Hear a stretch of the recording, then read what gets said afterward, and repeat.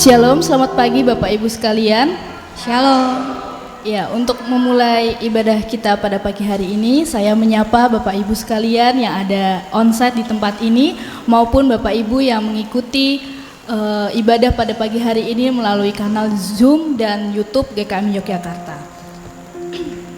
Untuk mengawali ibadah kita pada pagi hari ini, saya mempersilahkan Ibu, Bapak, Saudara-saudari sekalian untuk mengambil saat teduh sejenak.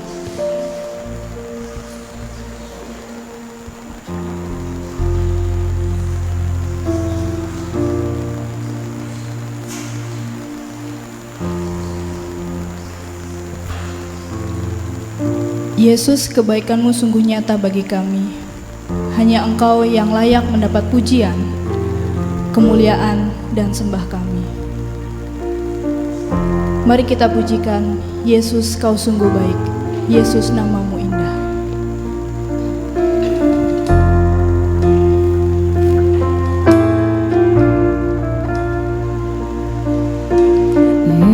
Yesus, Kau sungguh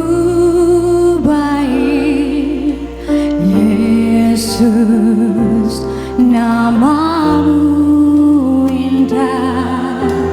Yesus, ku cinta Kau selalu, ku tinggikan, ku agungkan selamanya. Yesus, Kau sungguh baik. Yesus, Kau sungguh baik.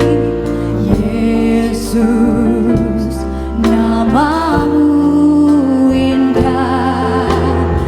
Yesus, ku cinta Kau selalu, ku tinggikan, ku agungkan selamanya.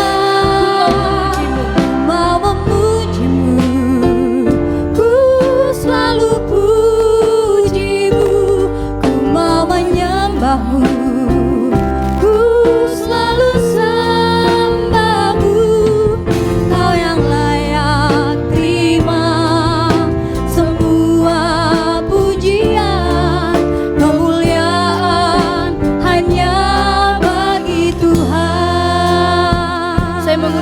Bapak sekalian untuk bangkit berdiri.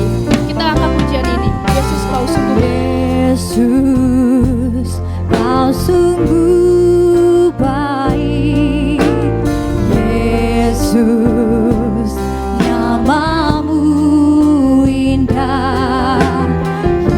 Yesus, ku cinta Kau selalu, ku tinggikan, ku agungkan selamanya.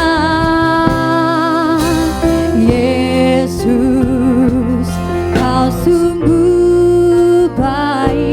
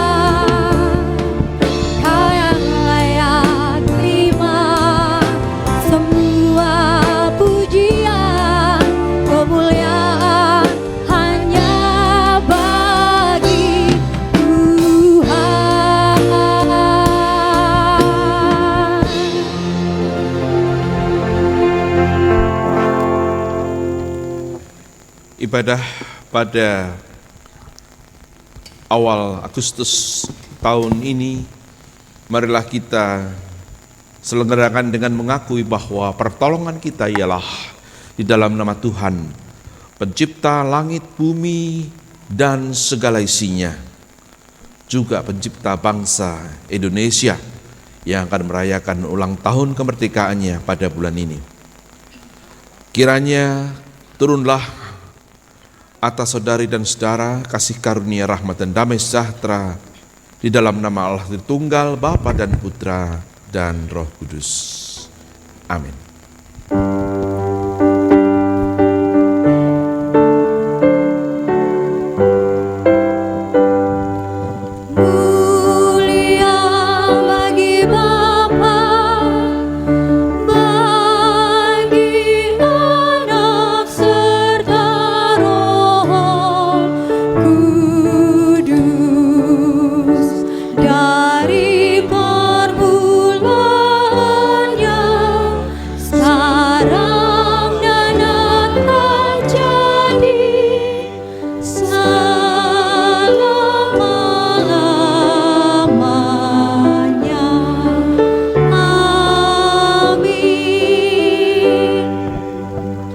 Mazmur 71. Ya Allah, Engkau telah mengajar aku sejak kecilku sampai sekarang, memberitakan perbuatan-Mu yang ajaib. Juga sampai masa tuaku dan putih rambutku, ya Allah, janganlah meninggalkan aku, supaya aku memberitakan kuasa-Mu kepada angkatan ini, keperkasaan-Mu kepada semua orang yang akan datang. Keadilan-Mu ya Allah sampai ke langit. Engkau yang telah melakukan hal-hal yang besar. Ya Allah, siapakah seperti Engkau? Amin, amin, amin.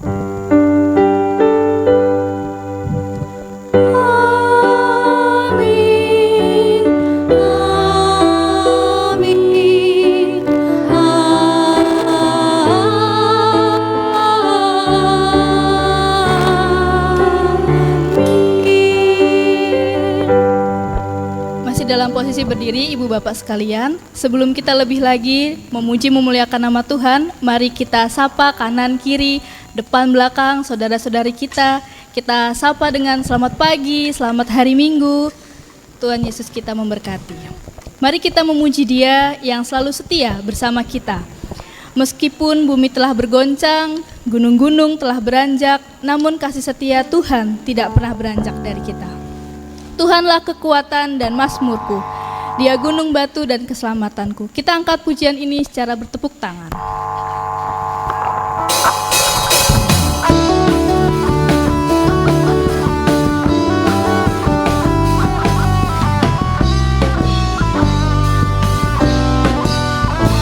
Tuhanlah kekuatanku, Tuhanlah kekuatan dan mazmurku. Dia gunung batu dan keselamatanku. Hanya padamu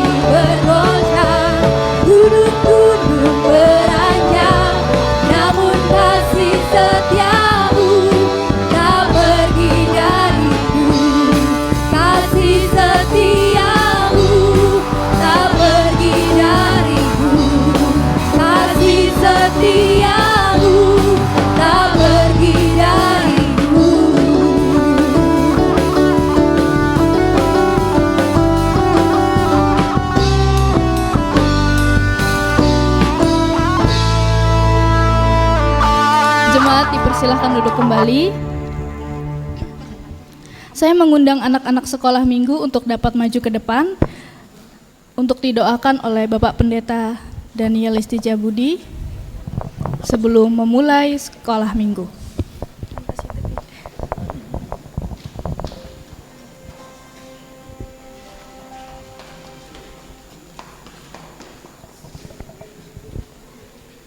Orang dewasa berarti anak-anak juga boleh kalau mau. Wah, oke. Ya, marilah kita berdoa bersama. Tuhan yang mencintai anak-anak, kami membawa dalam doa setiap anak-anak kecil ini yang akan beribadah di sekolah minggu. Berkatilah setiap anak, berikanlah kegembiraan, berikanlah kesenangan bertemu teman, dan kesenangan ketika mendengarkan cerita Alkitab dan beraktivitas. Kiranya mereka boleh mengalami hari yang indah lewat ibadah sekolah minggu bersama guru dan pendamping. Berkatilah juga guru dan pendamping itu agar dapat bersama dengan anak-anak ini bergembira, merasakan sukacita dalam ibadah sekolah minggu. Berkatilah ya Tuhan Yesus anak-anak kami. Amin. Selamat beribadah sekolah minggu. God bless you all.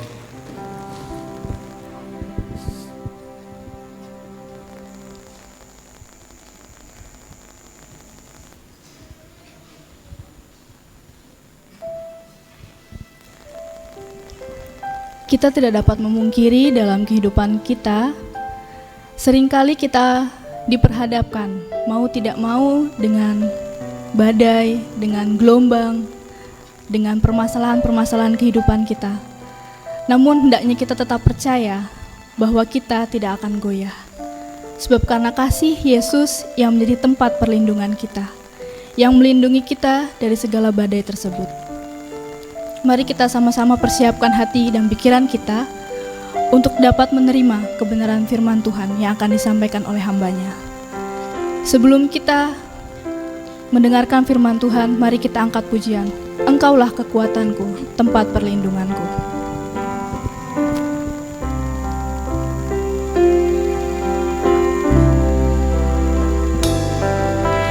Engkaulah kekuatanku, tempat perlindunganku. Saat badai menerpa, aku tak akan goyah. Aku tak akan goyah, sebab Kau sertaku. Lebih dalam lagi kita katakan, Engkaulah kekuatanku. Engkaulah kekuatanku, tempat perlindunganku. Saat badai menerpa, aku tak akan goyah. Aku tak akan goyah, sebab Kau sertaku. Sejauh langit dari bumi,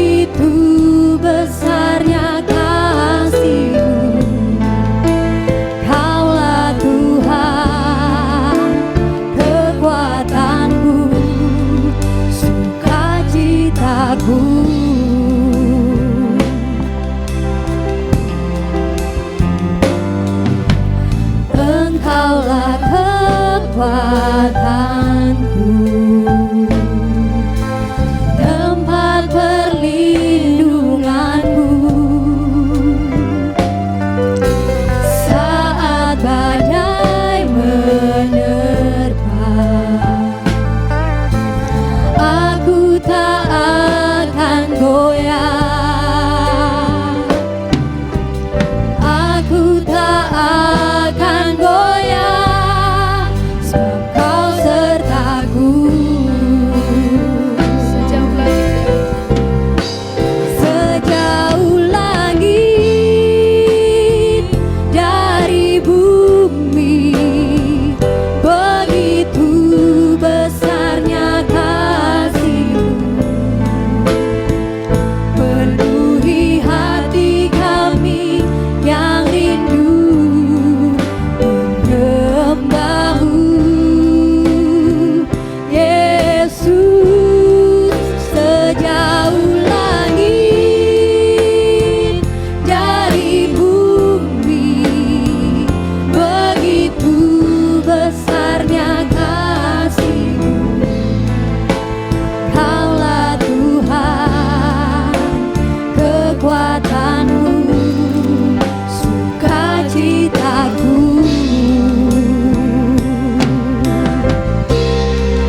Sejauh langit dari bumi, begitu besarnya kasih-Mu. Penuhi hati kami yang rindu menyembah-Mu, Yesus. Sejauh langit dari bumi, begitu besarnya kasih-Mu. Kaulah Tuhan, kekuatan-Mu, sukacitaku.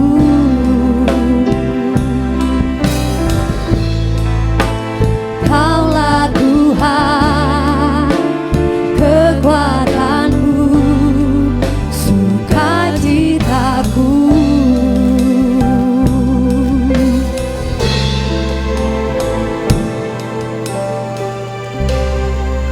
Kami akan membaca firman-Mu ya Tuhan dan merenungkannya. Bantulah kami dengan hikmat Roh-Mu yang kudus, agar mazmur yang akan kami baca, yang dulu didaraskan oleh komunitas Israel, menjadi berita yang boleh kami hayati, boleh menuntun kami, menjaga hidup kami, agar kami dalam hidup kami yang sekali di dunia ini merespon kasih-Mu yang begitu agung, yang begitu besar sejauh langit dari bumi. Tuhan, tolonglah kami dengan Roh-Mu. Bantulah hamba-Mu yang berbicara maupun hamba-hamba-Mu yang mendengarkan, agar Roh-Mu bekerja menolong kami semua. Demi Kristus kami berdoa. Amin. Bacaan terambil dari Mazmur pasal 11. Ayat 1 sampai 7. Marilah kita membaca bersahutan. Saya baca ayat ganjil, saudara-saudara menyambung dengan ayat yang genap dari Mazmur 11 ayat 1 sampai 7 yang menerangi tema kita hari ini, Tuhan tempat perlindunganku. Untuk pemimpin biduan dari Daud. Pada Tuhan aku berlindung.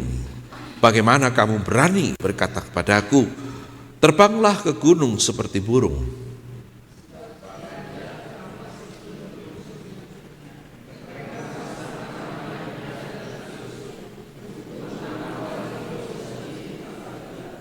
Apabila dasar-dasar dihancurkan, apakah yang dapat dibuat oleh orang benar itu?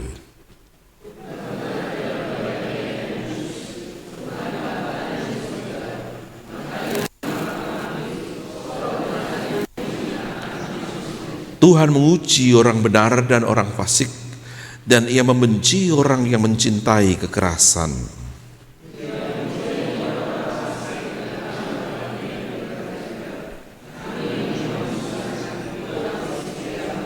Sebab Tuhan adalah adil, Ia mengasihi keadilan, orang yang tulus akan memandang wajahnya. Ada tinju kontroversial yang baru terjadi di Olimpiade Paris di antara petinju Italia, perempuan bernama Angela Carini, dan petinju Aljazair namanya Imane Khelif. Siapa di antara Anda selain Pak Paulus, karena kami kemarin diskusi ketika rapat akreditasi dekanat, yang tahu tentang ini? Antara Imane Khelif dan Angela Carini. Satu saja Pak Siang, Anggun. Saudara yang lain, di sana ada satu. Yang lain tidak mengikuti Olimpiade. Aduh, bagaimana saudara Igede Riko, sarjana filsafat yang baru diwisuda ini? Kau terlalu rajin menyiapkan skripsimu. Tidak tahu. Bagaimana dengan yang akan diuji skripsi Hizkia? Kamu tidak tahu, Olimpiade. Ini topik ramai sekali. Hanya kami berlima atau empat ini. Oke, saya beritahu. Masalahnya, si Imane Khelif ini transpuan. Itu masalahnya. Jadi ketika tanding, ini kan tinju perempuan nih, Olimpiade loh. Di detik ke-46, betul ya Pak Siang? 46. Angela minta stop. Dia kena 2 kali pukul. Tok. Enggak kau sih, enggak kau. Kenapa? Dia bilang, keras sekali pukulannya itu. Enggak tahan aku hidungku. Kenapa? Dia merasa juga tidak adil. Dia transpuan kok. Kan, aku kan perempuan. Dia transpuan. Nah ini diperkarakan kehadirannya si Imane Khelif ini. Diteliti, lalu diskusi. Dia sebetulnya physically ya, dia memiliki vagina. Jadi perempuan dong. Tapi kromosomnya apa, Riko? Kromosomnya? Kalau perempuan apa kromosomnya? Kamu jangan hanya bisa skripsi ya. Kalau laki-laki? Loh, gimana sih? XY itu cowok. Tapi dia punya vagina, punya ovarium. Jadi dia bisa, menurut bacaan saya lebih lanjut malam tadi Pak Paulus, dia tuh bisa hamil. Tetapi aneh, kromosomnya XX. Ini namanya sindrom, saya cek dulu ya supaya nggak salah nyebut, Swyer syndrome. Gitu. Nah, perdebatan ramai itu di Facebook, saudara. Ada yang bilang XX cowok, pukulannya juga cowok dong. Loh, tapi dia bagaimana? Dia ternyata tidak punya penis, dia punya ovarium, punya vagina. Masuk kelompok mana dia? Nah, terus ada yang bilang, ya harusnya ya khusus transpuan sama transpuan, kan nggak ada kelompok gitu kan dalam Olimpiade. Terus ada yang nyinyir juga, katanya perempuan minta emansipasi. Kalau emansipasi ya nggak apa-apa, gitu. Nah, si Imane Khelif ini juga pernah kalah, dia pernah juara 2, dikalahkan oleh perempuan juga, jadi dia pernah kalah sebetulnya. Tapi kemarin Angela Carini merasa it is not fair. Aku bertanding bersama laki-laki, 2 kali pukulan dia tuh kenceng banget. Nah, begitu saudara, ini belum selesai diskusinya. Jadi setelah informasi ini, saudara-saudara terutama Bu Wiwit yang suka olahraga, silakan diikutin ya. Pertanyaan saya itu begini, bagaimana kita bisa menentukan fairness-nya? Gitu. Rame itu, apakah pada genitalia fisik atau pada kromosom? Bagaimana kita bisa menetapkan apa itu emansipasi dalam kasus seperti ini? Nah, itu akan jadi diskusi yang kiranya akan kelompok A, kelompok B, lalu yang tengah gitu ya. Tengah nanti dibantah sama temannya lalu buat tengah lagi. Begitulah, gak akan selesai, bisa menjadi kajian skripsi. Kami punya mahasiswa yang membuat skripsi dengan judul unik yang akan ujian, namanya Stephen. Skripsi adalah tentang sport spirituality. Nah, belum pernah dengar kan? Sport spirituality. Nah, saudara-saudara, isunya adalah bagaimana menilai fairness, keadilan dalam hal ini. Tidak mudah karena ada banyak parameter. Kadang-kadang juga terjadi situasi-situasi yang men-challenge konsep-konsep itu ya. Terutama kalau kita bicara soal keadilan yang terjadi dalam hidup kita dan kita bicara dimensi religius Tuhan yang menyertai kita, apakah selalu kita merasa itu fair? Kita hidup benar, kita hidup adil, apakah selalu lalu kita beres-beres saja? Belum tentu kan? Kadang-kadang kita merasa ini bagaimana cara menilainya ini? Cara Tuhan memperlakukan saya apakah cukup fair? Aku bertindak benar, bertindak lurus, belum tentu aku mengalami segala macam kemudahan. Malah kadang-kadang rasanya tidak sesuai gitu. Saya sudah mau hidup lurus, ternyata hidupku, nasibku menjadi aneh sekali. Nah, macam-macam hal bisa dipertanyakan, lalu muncullah berjenis-jenis pandangan teologi. Kalau tentang begini, penderitaan yang dialami oleh orang benar, orang baik, tetapi dia menderita, itu khusus ilmunya, namanya theodice. Nah, theodice itu theos dan dike, keadilan Allah. Rumus klasiknya itu si Deus justus unde malum. Kalau Allah itu adil, mengapa ada bencana dialami oleh orang yang tak layak mengalaminya? Undeserved suffering. Itu pertanyaan, teologi itu ada tersendiri. Kalau Anda berbuat salah, lalu Anda mengalami hal yang buruk, gampang. Orang akan bilang, oh itu konsekuensi, itu hukuman. Tetapi kalau Anda tidak berbuat salah, Anda hidup benar, tetapi hidupmu begitu rupa runyam, kita bertanya, Tuhan di mana? Di mana keadilannya? Kasus-kasus theodice itu korban-korban bencana alam, bencana kemanusiaan yang tak layak mengalaminya. Bukan begini, orang koruptor ditangkap di KPK lagi rajin menangkap, termasuk orang yang di Semarang itu yang sedang heboh dan masih banyak itu promosi-promosi Mbak I inisialnya ya, yang walaupun sudah ditangkap KPK masih banyak kalau ada ke Semarang. Tapi itu diduga korupsi. Nah, kalau ada orang korupsi lalu datanglah temannya, atau bayangkanlah salah satu di antara kita terpaksa masuk penjara karena kasus korupsi atau maling ayam atau apa, Pak Rudianto datang membesuk Anda di ruang besuk yang hanya 1 jam itu, terus Anda mengeluh begini ke pendeta Rudianto, ya gimana Tuhan nih Pak, saya harus menanggung salib. Enggak bisa, konsepnya salah, itu mah bukan salib, itu hukuman dong, Anda ngawur kok. Tapi kalau Anda hidup baik-baik, ternyata Anda mengalami berbagai macam kemalangan. Dokter-dokter baik yang menolong orang COVID, orang yang ditolong sembuh, dia sendiri mati. Dokter Sohal teman saya di Bantul mengalami itu ratusan yang diselamatkan. Orang yang tahu-tahu kena peluru nyasar misalnya gitu, ada orang tabrakan mental lalu kena orang yang lagi jalan-jalan pacaran mati. Hal kayak gitu, banjir, gunung meletus, di mana Tuhan? Nah kayak gitu itu ilmunya sendiri. Kalau ini ada teologinya. Kalau ini kan di bagian depan, lihatlah ayat 1, itu sebetulnya ejekan. Saya bacakan ya, Mazmur 11 ayat 1. Pada Tuhan aku berlindung. Bagaimana kamu berani berkata kepadaku, terbanglah ke gunung seperti burung. Lihat orang fasik, dikata rasya, orang jahat, melenturkan busurnya, mereka memasang anak panahnya pada tali busur dan memanah orang yang tulus hati. Ini juga dipakai syadik, jadi orang yang lurus. Jadi untuk apa kamu bilang Tuhan perlindunganku kalau ternyata begitu? Nah ini terjemahannya membingungkan karena ada kalimat bagaimana kamu berani berkata kepadaku. Yang lebih enak terjemahan versi bahasa Indonesia sehari-hari begini terjemahannya, pada Tuhan aku berlindung, tak ada gunanya kamu berkata, nah gitu, coba terbanglah seperti burung ke gunung, nanti kamu akan kena panah juga, toh tidak ada gunanya gitu. Jadi setelahnya ini adalah untuk menjelaskan ada orang yang mengatakan mana buktinya Tuhan perlindunganmu, wong kamu itu kayak burung, oh naik ke puncak gunung aku bisa panah kamu kena.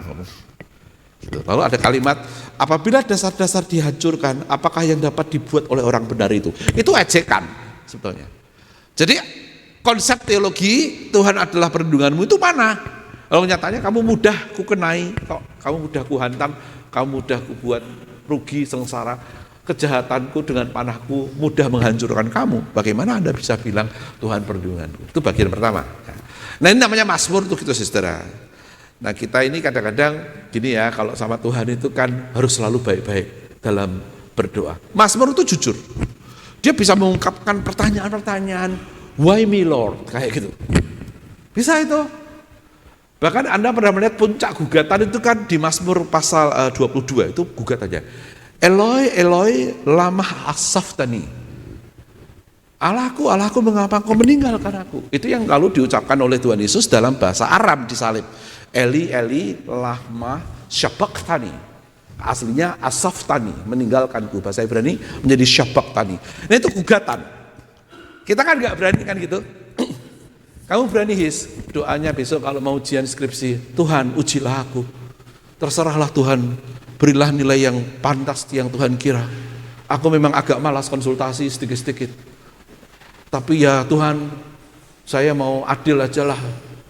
Kiranya dosen-dosen diberi mata elang untuk melihat semua kelemahan skripsiku supaya aku bisa membela diriku. Gitu? Ora, doanya adalah, ya Tuhan, kalau bisa buatlah para dosenku bodoh semua ketika menguji. Dalam hati tidak akan bilang.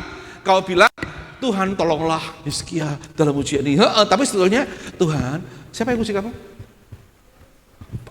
Pak Paulus supaya jangan galak-galak, supaya tidak melihat lubang-lubang argumentasi saya. Itu kan, tapi kamu tidak mungkin ngomong gitu. Masa? Kamu berani doa gitu? Tuhan, buatlah Pak Paulus bodoh sedikit kali ini saja. Tidak. Nah, Mazmur itu gitu loh. Jadi baik, hebat ya. Jadi komunitas Yahudi itu sampai begitu ya. Justru karena mau membangun suatu teologi. Teologinya akan saya tunjukkan pada Anda. Itu kelihatan di ayat yang keempat dan seterusnya. Tuhan ada di dalam baitnya yang kudus, bertahta di surga, matanya mengamati. Ini saudara, implicitly mau menghantam suatu teologi tertentu. Saya beritahu namanya, dalam PL, teologi yang mau dihantam itu namanya teologi Sion, istilahnya. Itu istilah khusus, science theology. Itu berarti gini, Tuhan ada di baitnya. Baitnya kan bait Allah di Sion. Itu istilahnya ya, Bukit Sion, Yerusalem itu istilah-istilah yang lain, Bukit Sion. Nah, Tuhan ada di bait Allah, bertahta mulia di situ. Lalu teologi Sion begini, Tuhan hanya ada di bait Allah. Dia hanya berurusan dengan sacred location. Itu saja. Tuhan dipuji di situ. Berarti di luar Sion there is no God. Itu teologi Sion. Jadi apa yang dibuat orang di luar bait Allah, Tuhan tidak bisa. Dia terperangkap, terpenjara. Jadi teologi Sion itu bukan memuji Tuhan. Wah, enggak, itu maksudnya membatasi. Tuhan dipuji, dimuliakan, berkarya ya. You may say anything good about God, but still ya, located in the border yang namanya bait Allah. Nah, ini implikasinya adalah di luar itu Tuhan tidak ada.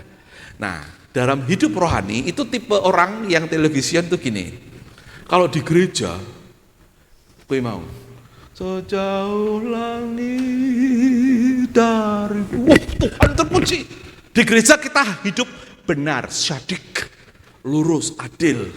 Kita tidak rasya, kita tidak jahat, kita tidak orang fasik.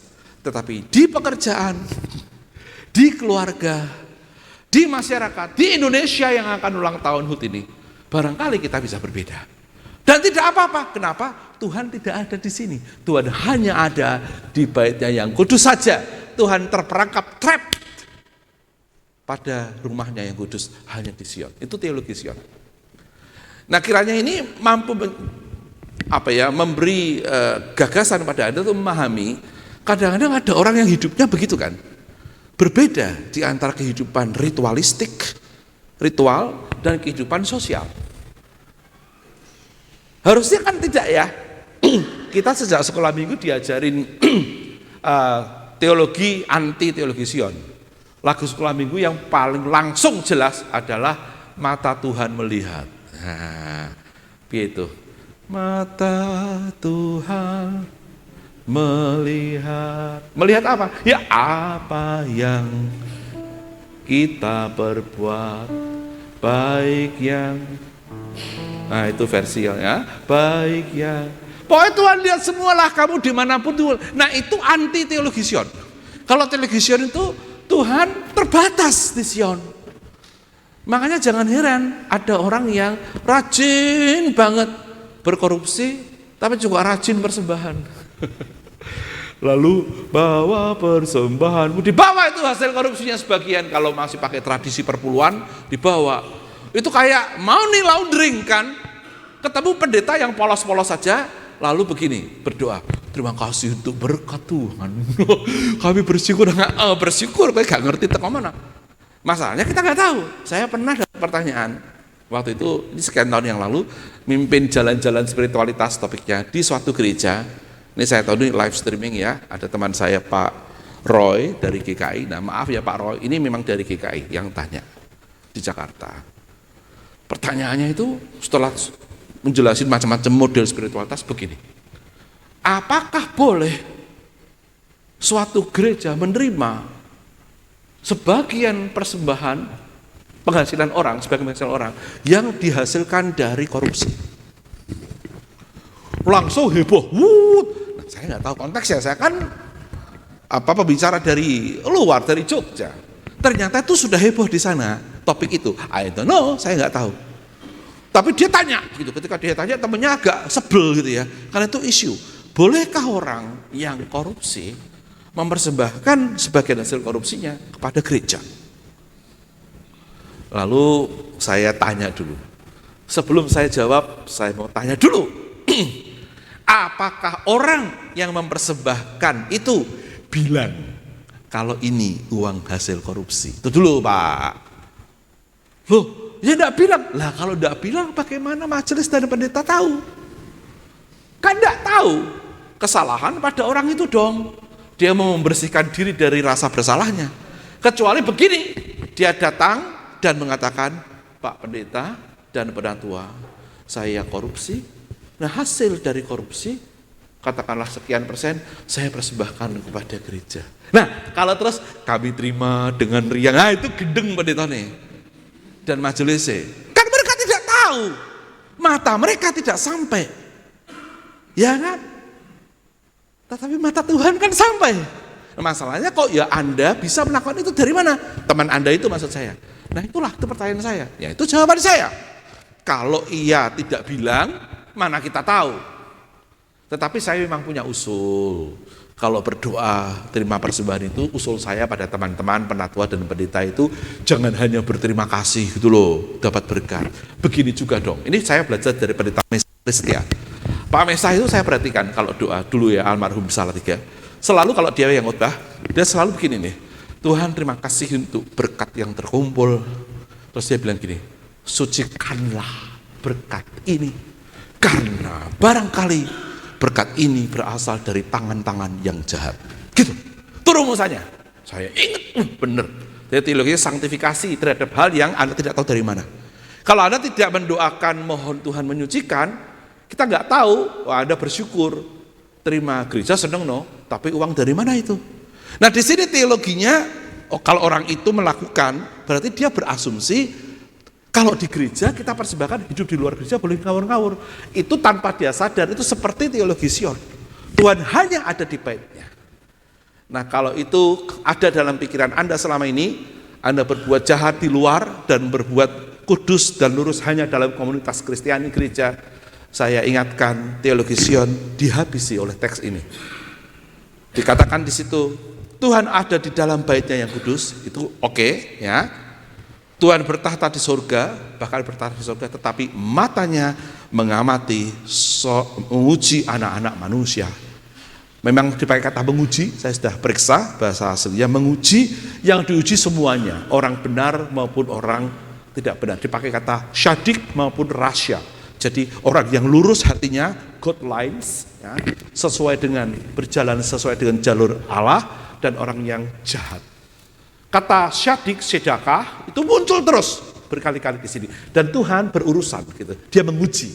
Artinya bukan teologi sinden, ya walaupun bertahatannya di bait suci dan di surga, dari sana ia bisa menyentuh dimensi-dimensi di luar batas-batas sacred places.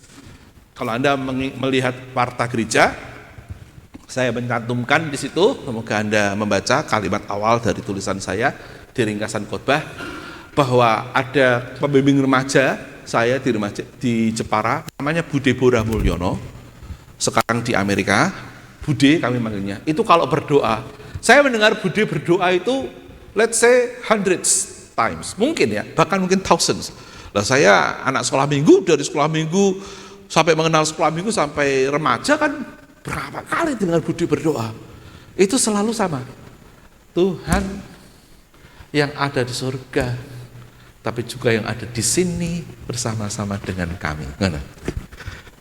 Pinter loh doanya itu. Jadi itu menyadarkan bahwa Tuhan tidak hanya ada di surga, dia juga ada di antara kita. Nah ini bangunan teologi dari Mazmur 11, saudara. Kalau Tuhan tempat perlindungan, itu berarti bagian atas. Ada orang yang mungkin menghina dan menakut-nakuti, tetapi kalau Tuhan tempat perlindungan, engkau akan mantap. Kalau Tuhan tempat perlindungan, dia aktif. Deus omniscience, dia maha tahu. Deus omnipresent, dia maha hadir. Bahkan di luar bait sucinya, di luar tahtanya di surga. Ia ada di sana, tapi menembus ke bumi ini. Maka ia menguji sebagai kata kerja bahwa ia aktif berurusan, ya, kayak dites gitu ya. Kayak nanti Pak Paulus aktif membaca skripsinya Hizkia. Dan bisa Pak Paulus itu detail loh, ya, dia pernah gini nih, saya pernah nguji sama dia itu. Saya agak lain tipenya. Pak Paulus, Pak Stefanus itu sama. Dia gini. Pertama kali biasanya kasih rahasianya. Saya menemukan banyak sekali tipe. Nah, ngono. Salah ini itu dulu, teknis dulu. Tipe ini gitu. Terus ada gitu. Jadi kalau saya cuma banyak salah ketik, kalau kadang-kadang sekian kali gitu. Katanya dia kalau membimbing, kalau dia menemukan berapa kali Pak Paulus langsung dikembalikan itu loh. 3. Jadi kalau bimbing orang salah tipe 3 kali tidak mau. Sekejap itu Pak Paulus dalam hal tipe. Ya bayangkan, kau bisa bayangkan ya. Dia memeriksa kayak gitu. Dulu yang ekstrem namanya Pak Siman, Pendeta Siman Widianto. Tahu dia bawa apa? Penggaris. Pak Paulus pasti tahu cerita ini, dia bawa penggaris. Untuk apa? Lihat margin. Jangan dulu kan nggak ada. Kita kan langsung margin. Dulu kan mesin ketik, saudara. Anda nggak ngalami kan? Mesin ketik didobel gitu loh, pakai karbon. Ting. Kalau ada lupa tuh bablas. Aku pernah sambil gaduh. Ting.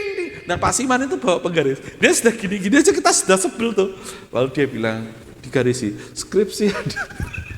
Itu sebelum masuk ke isi. Maksud saya dosen-dosen itu memeriksa ya baik hal-hal teknis maupun isinya.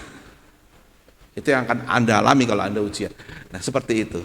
Tuhan menguji, itu berarti berinteraksi dalam dengan apa yang kita buat dan melakukan evaluasi di situ.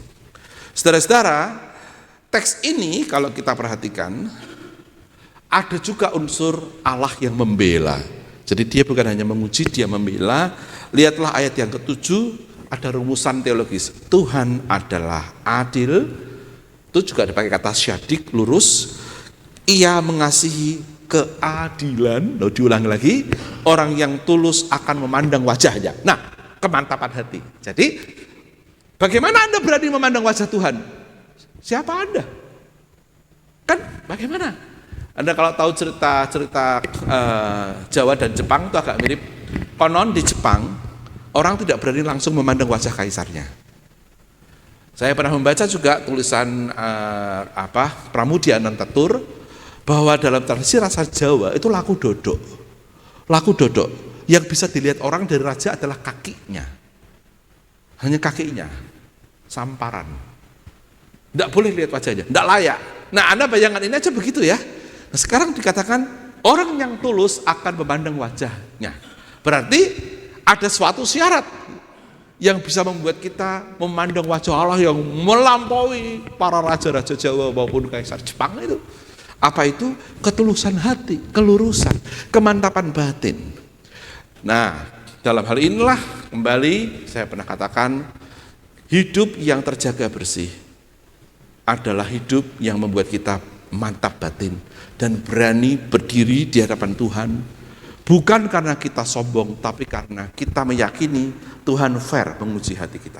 Keberanian berdiri di hadapan Allah dan kesadaran Allah selalu ada di hadapan kita.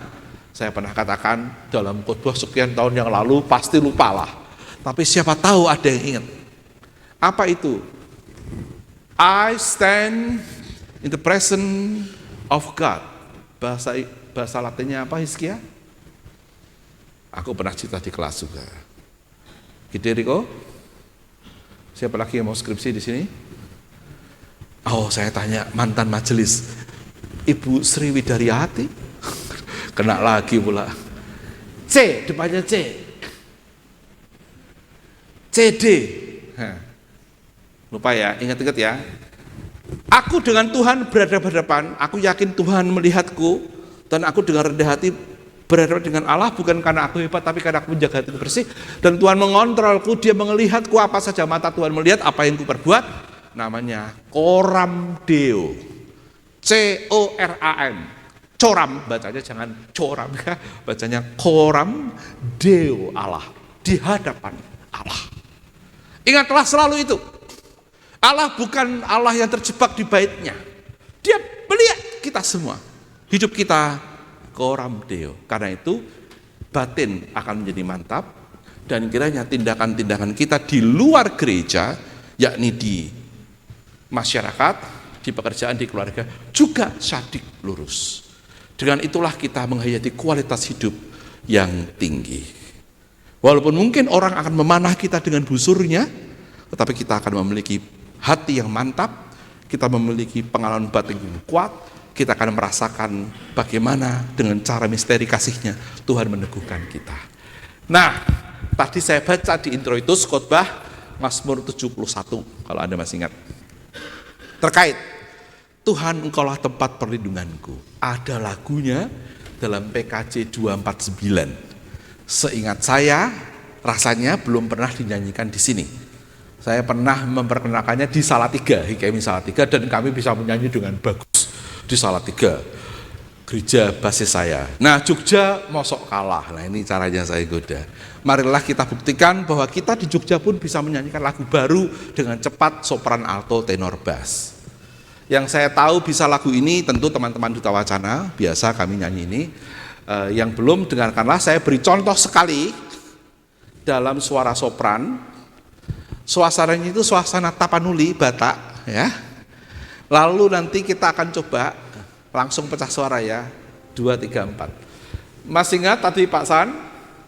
Nah, kalau lupa lihat kode di sini, gue pakai C tadi kan. Suasana tadi ya, ding, cek, ding. Ya, kasih intro dikit aja nanti saya masuk. Tolong teman-teman Mulmed dimunculkan. Nah ini dikarang oleh Pontas Purba dan Panjaitan. Dua orang ini berduet mengarang lirik dan kata-katanya dari Mazmur 71. Masuk dulu.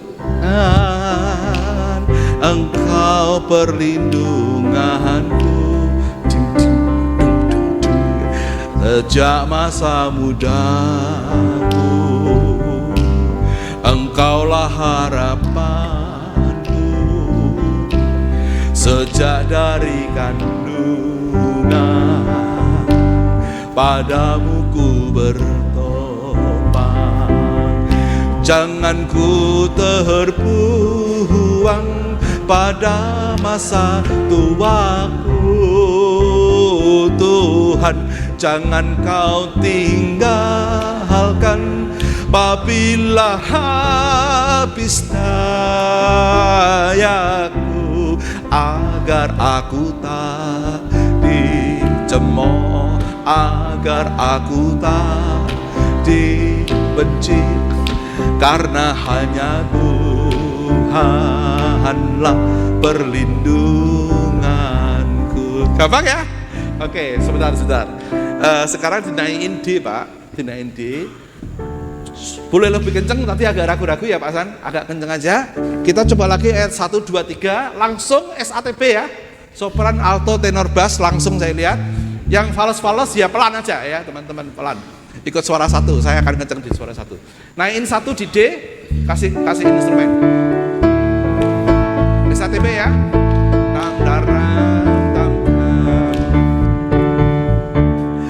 Ya Tuhan, Engkau perlindunganku. Gaya Batak sedikit. Sejak masa mudaku, Engkaulah harapanku. Kandungan padamu ku berdoa. Jangan ku terbuang pada masa tuaku, Tuhan. Jangan kau tinggalkan apabila habis dayaku, agar aku tak dicemooh, agar aku tak dibenci, karena hanya Tuhanlah perlindunganku. Interlude sedikit, mari kita nyanyikan dengan bangkit berdiri ayat yang kedua dan ketiga. Boleh tepuk tangan juga, oke. Ya Tuhan, Engkau perlindunganku, Engkau selalu kupuji, bersyukur tiap hari karena karya-Mu Tuhan yang adil dan ajaib. Jangan ku terbuang pada masa tuaku, Tuhan.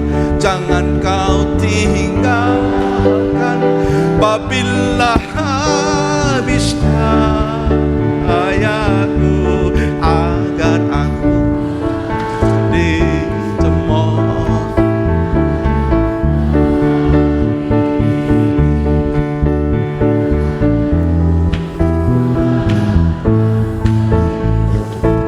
Wah, bagus. Ayat ketiga, intro dulu. Lebih kenceng ya, lebih bagus ya. As to be good choir.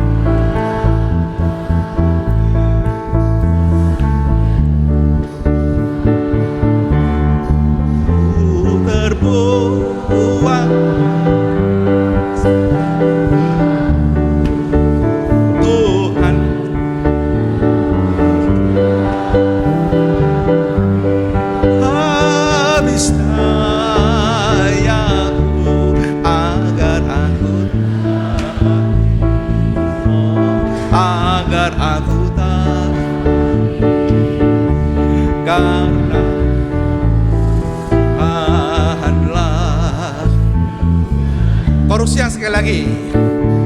Jangan ku terbuang pada masa tuaku, Tuhan. Jangan kau tinggalkan apabila habis dayaku, agar aku tak dicemooh, agar aku tak dibenci, karena hanya Tuhan perlindunganku, karena hanya Tuhanlah perlindunganku,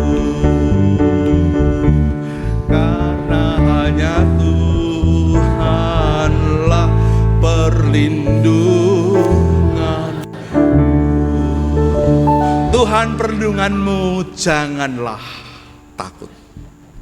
Mari berdoa. Minta kesediaan Pendeta Paulus menanggapi dalam doa.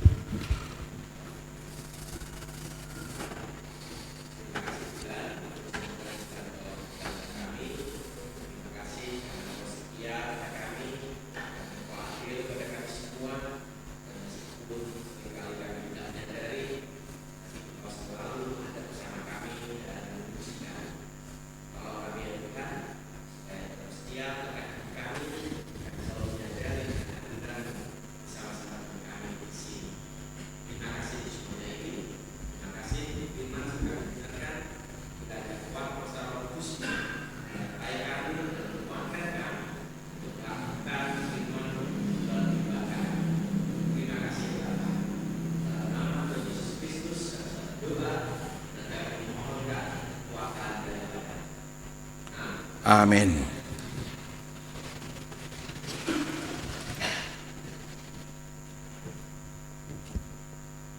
Bapak dan Ibu masih dalam keadaan berdiri, mari saya undang kembali berdiri untuk menyatakan komitmen kemuritan dan pengakuan iman rasuli.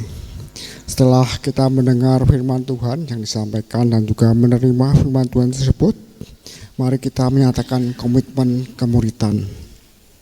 Kami bersaksi bahwa tidak ada seorang pun dapat sungguh-sungguh mengenal Kristus kecuali ia yang mengikutinya setiap hari dalam kehidupan. Dan sebagai bagian dari gereja yang dari segala tempat dan abad, mari kita ikrarkan pengakuan iman rasuli. Aku percaya kepada Allah Bapa yang Maha Kuasa, Khalik langit dan bumi, dan kepada Yesus Kristus, anaknya yang tunggal, Tuhan kita, yang dikandung dari Roh Kudus, lahir dari anak Maria, yang menderita sengsara di bawah pemerintahan Pontius Pilatus, disalibkan, mati dan dikuburkan, turun ke alam maut. Pada hari yang ketiga, bangkit pula dari antara orang mati, naik ke surga, duduk di sebelah kanan Allah Bapa yang Maha Kuasa, dan dari sana ia akan datang kembali untuk menghakimi orang yang hidup dan mati. Aku percaya kepada Roh Kudus, gereja yang kudus dan persekutuan orang kudus, pengampunan dosa, kebangkitan orang mati, dan hidup yang kekal. Amin. Kami persilakan untuk kembali.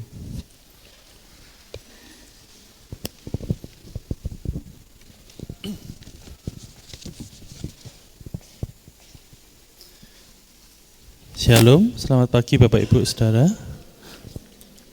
Pertama-tama saya mengucapkan terima kasih atas pelayanannya pada Bapak Pendeta Daniel.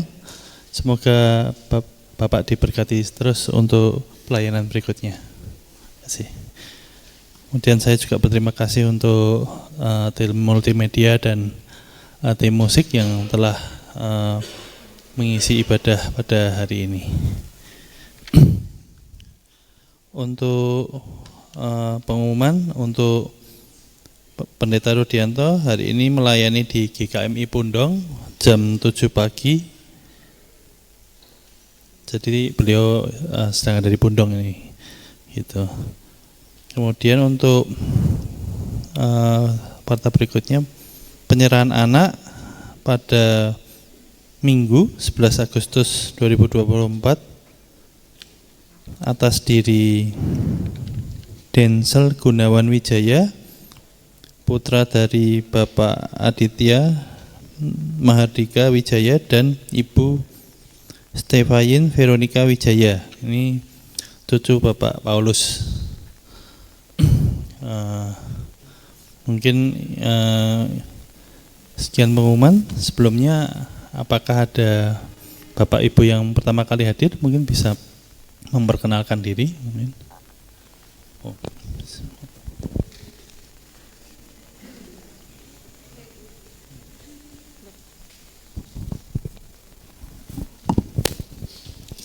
Salam, selamat pagi semuanya.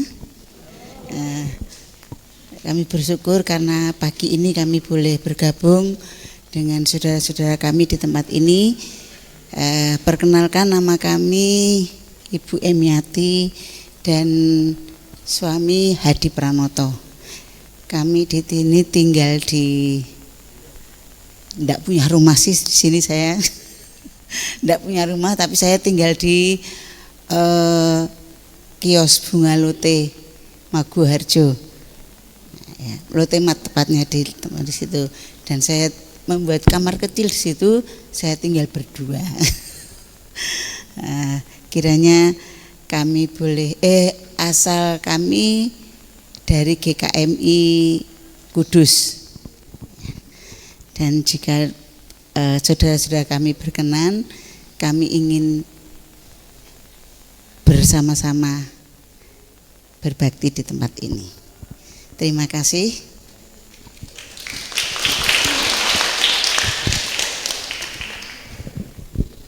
Shalom, selamat pagi semua. Perkenalkan, saya Ibu Nur Nainggolan dan ini anak saya Elsika Nainggolan. Kami dari GKMI Kalimalang. Kami bersyukur dan berterima kasih kepada Tuhan karena saat ini kami boleh bersama-sama dengan teman-teman saudara-saudara seiman di tempat ini. Saat ini kami tinggal anak saya kos di Pogung ya Pak, maaf kurang masih, dan akan kuliah di Universitas Negeri Yogyakarta. Saya hanya mengantarkan ini anak dan mohon dengan sangat saya sebagai orang tua dengan saudara seiman di sini saya akan titipkan dulu selama anak saya di sini berkuliah, dia tetap akan melakukan bahwa rumah ini adalah rumahnya seperti di GKMI Kalimalang, dan saya akan anjurkan dan titipkan bahwa dia diusahakan akan bisa tetap melayani di tempat ini seperti di Kalimalang. Terima kasih, Tuhan Yesus memberkati.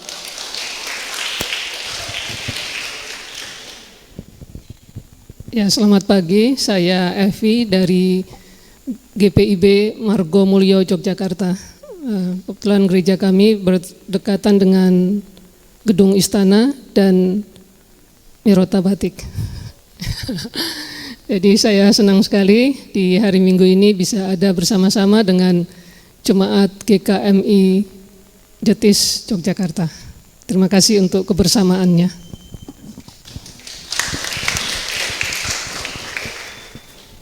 Ya, shalom, selamat pagi.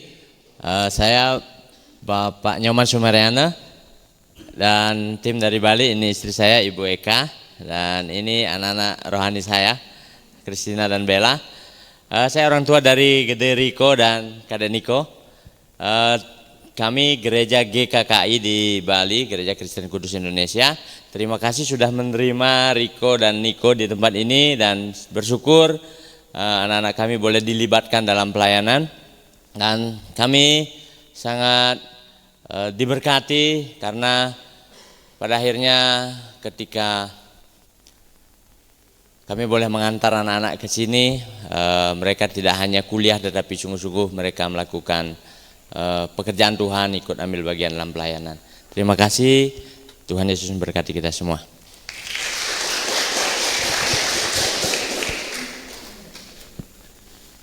Ya, terima kasih atas kehadiran Bapak Ibu Saudara sekalian. Semoga kita bisa selalu bersekutu di tempat ini kalau pas ke Jogja atau gimana ya, dari luar kota. Terima kasih. Mungkin selanjutnya Warta Digital, monggo. Warta Jemaat GKMI Yogyakarta. Ibadah Umum Minggu 11 Agustus 2024 pukul 8 pagi dengan tema Komitmen Kemuridan Mengikut Yesus, Mengenal Kristus, yang akan dibawakan oleh Pendeta Rudianto.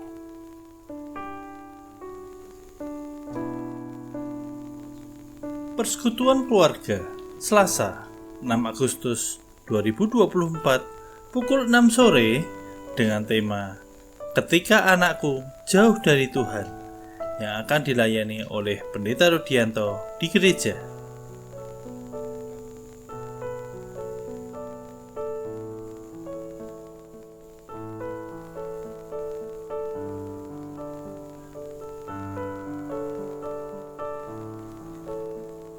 Berikut adalah jadwal kegiatan Komisi Anak, Persekutuan Remaja, dan Persekutuan Pemuda.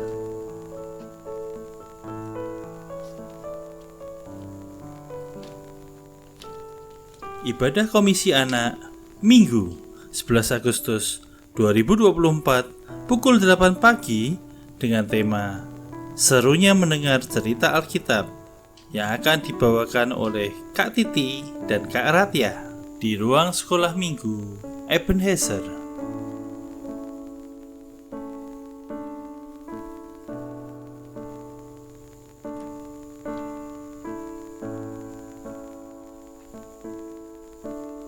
Mari kita simak persembahan GKMI Yogyakarta dan GKMI Yogyakarta Cabang Pondong.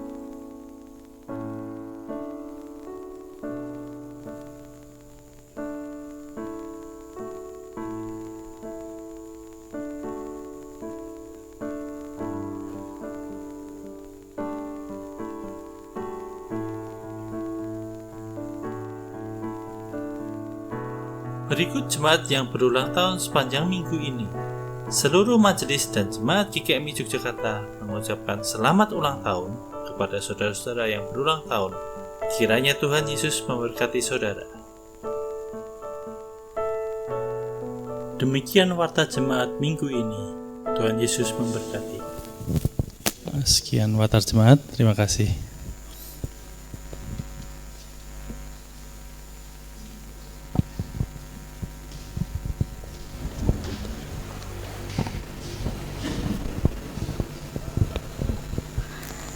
Dengan tulus dan penuh ucapan syukur, kita akan mengumpulkan persembahan kita. Ibrani 13 ayatnya yang ke-16 berkata, "Janganlah kamu lupa berbuat baik dan membagikan apa yang kamu miliki, karena kurban seperti itulah yang menyenangkan Allah." Persembahan dapat dimasukkan dalam kotak yang telah tersedia di depan, sambil diiringi pujian, "Apalah arti ibadahmu?" Dan nanti akan dilanjutkan dengan doa syafaat yang akan dipimpin oleh Bapak Daniel Istijabudi.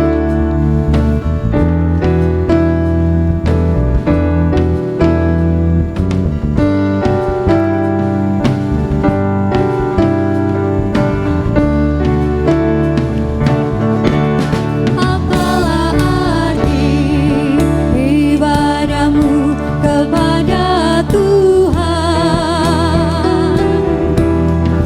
bila tiada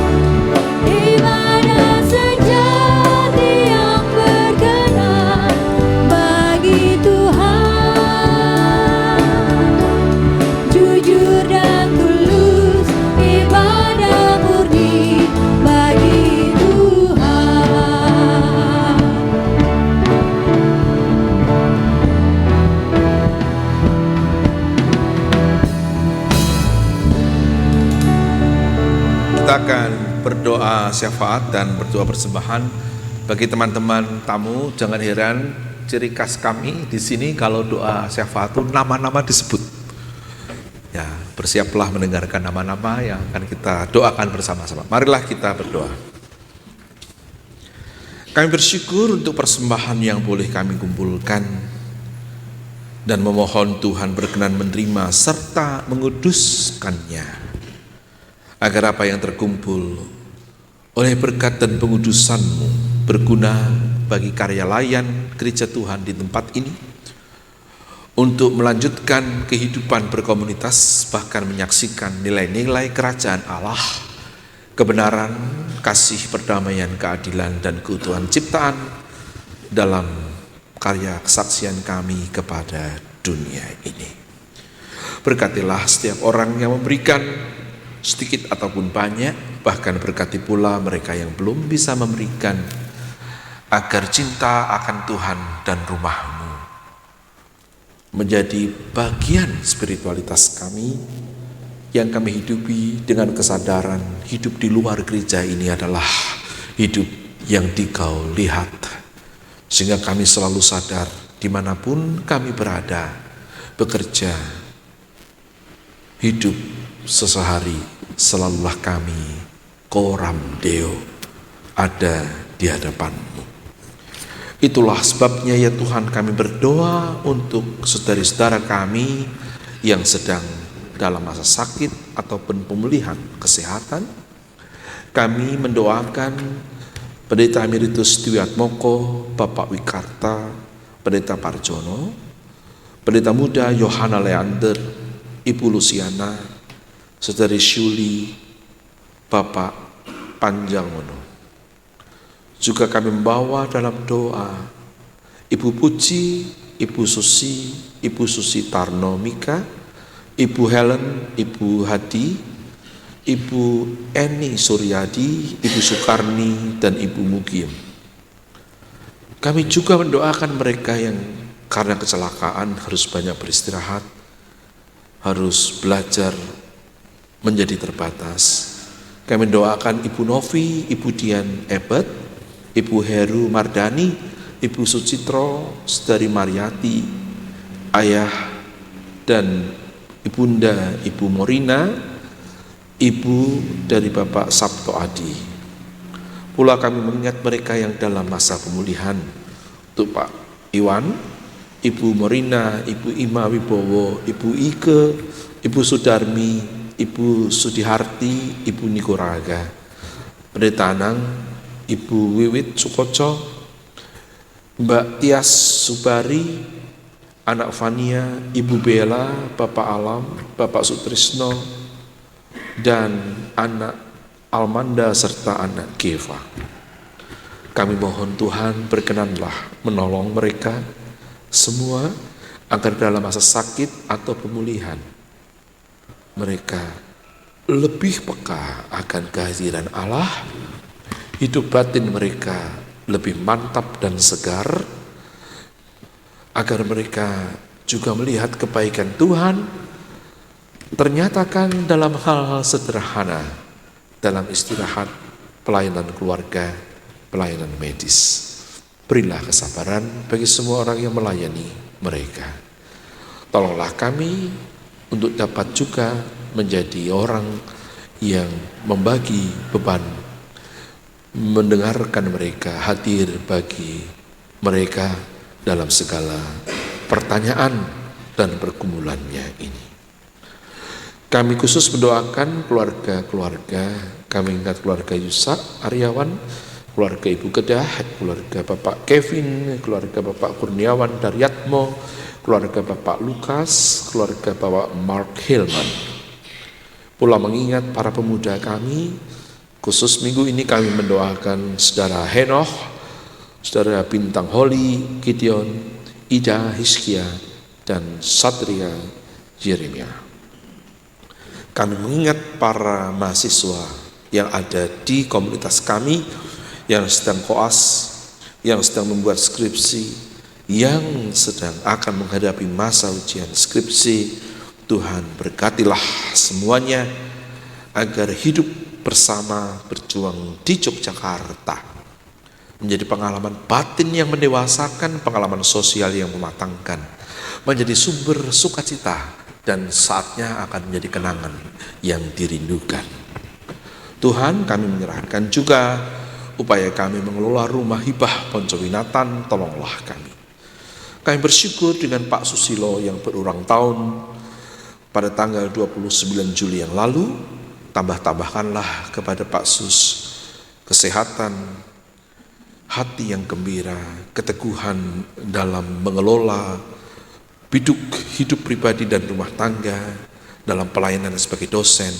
Berikanlah juga kepadanya kegembiraan yang melimpah. Ya Tuhan, kami menyerahkan seluruh hidup kami, keluarga-keluarga di KM Jogja, dan semua sahabat Handetolan yang ada di hati kami yang tak kami lihat dengan mata. Engkaulah tempat perlindungan kami, ya Tuhan.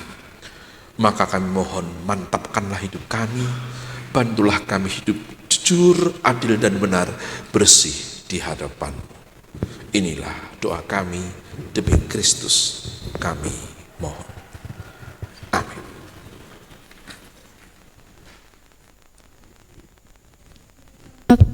Kita akan mengakhiri ibadah kita pada pagi hari ini dengan penuh sukacita sebab kita telah mengetahui bahwa Tuhan adalah tempat perlindungan kita. Meskipun badai topan menyerang, tapi Tuhan akan setia melindungi kita. Saya mengundang Bapak Ibu untuk bangkit berdiri. Kita akan pujikan di badai topan dunia. Tuhanlah perlindunganmu.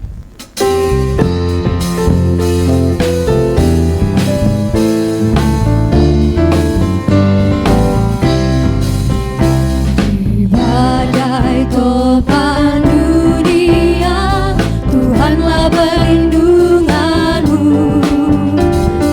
Kendati goncang semesta, Tuhanlah perlindunganmu. Ya Yesus, gunung batu di dunia, di dunia, di dunia. Ya Yesus, gunung batu di dunia, tempat berlindung yang teguh. Bait yang kedua, baik siang maupun gelap, Tuhan tetap perlindungan kita. Siang maupun malam gelap, Tuhanlah perlindunganmu. Niscaya takutmu lenyap, Tuhanlah perlindunganmu. Ya Yesus, gunung batu di dunia, di dunia, di dunia. Ya Yesus, gunung batu di dunia, tempat berlindung yang teguh. Bait yang ketiga, dan biar badai menyerang, Tuhanlah perlindungan.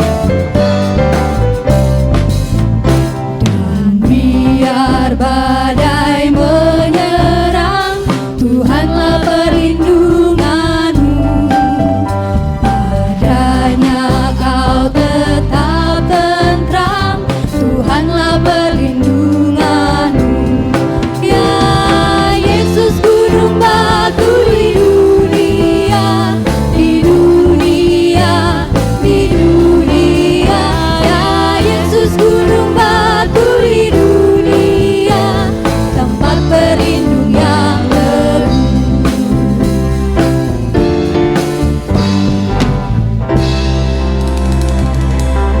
Dari dan saudara yang terkasih, sekarang arahkanlah hatimu pada Tuhan, pulanglah dalam damai dan terimalah berkat Tuhan. Tuhan memberkati engkau dan melindungi engkau. Tuhan menyinari engkau dengan wajahnya dan memberi engkau kasih karunia. Tuhan menghadapkan wajahnya kepadamu dan memberi engkau damai sejahtera kini dan sepanjang segala masa.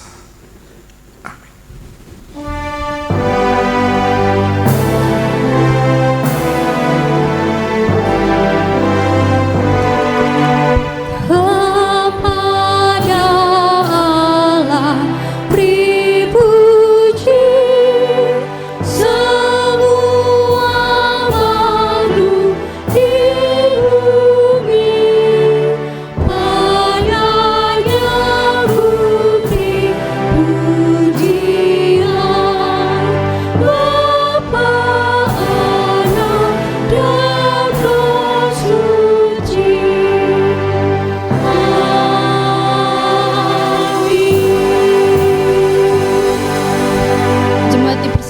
duduk kembali dan mengambil saat teduh.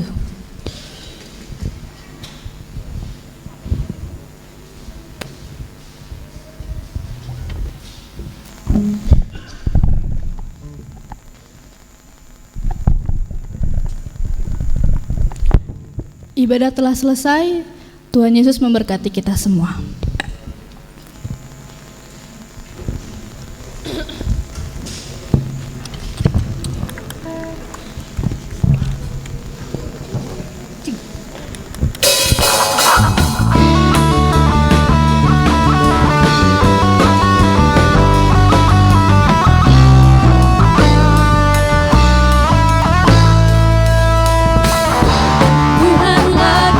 Bapak Ibu dipersilakan untuk mengambil snack dan minuman di gedung samping. Hanya padamu hatiku percaya,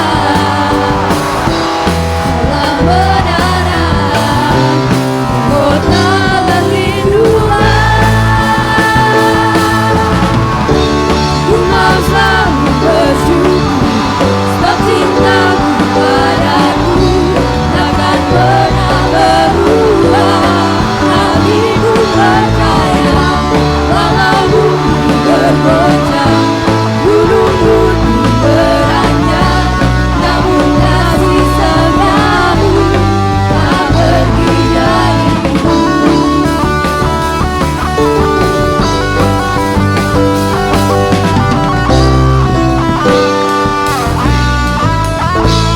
Tuhanlah kekuatan dan mazmurku. Tuhanlah kekuatan dan mazmurku. Dia gunung batu dan keselamatanku. Hanya padamu hatiku percaya, Allah benar dan kota perlindungan.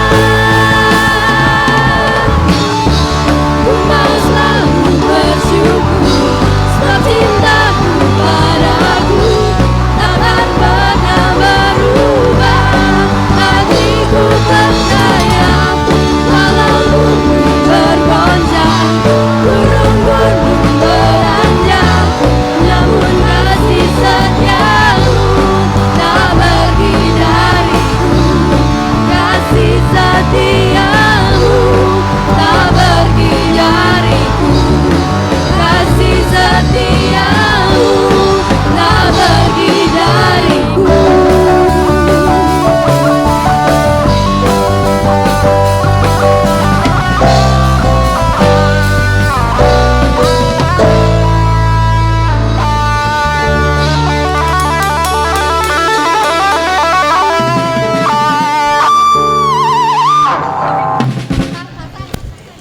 Pak San, yang lagu tadi. Ya sih,